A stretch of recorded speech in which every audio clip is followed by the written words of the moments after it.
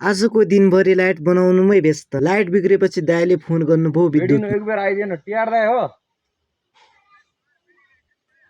Are खतम छ न बेडिनु के हो रे यहाँ छ न म बोल्ला छु गएर गाउँ फोन गरिसकेपछि कहाँ के बिग्रेको छ कहाँ बेरिएको छ भनेर हामी हेर्नतिर लाग्यौं।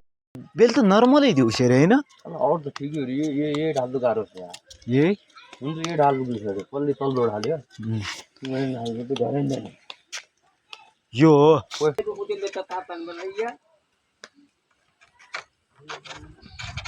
त उयो तार हाले काम हो कालो कालो बडो जडामु जुडुम भयो चडामु हो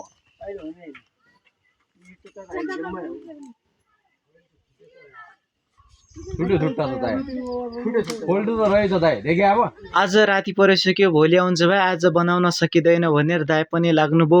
अब सब्स्क्राइब गर्न नभुल्नु होला है।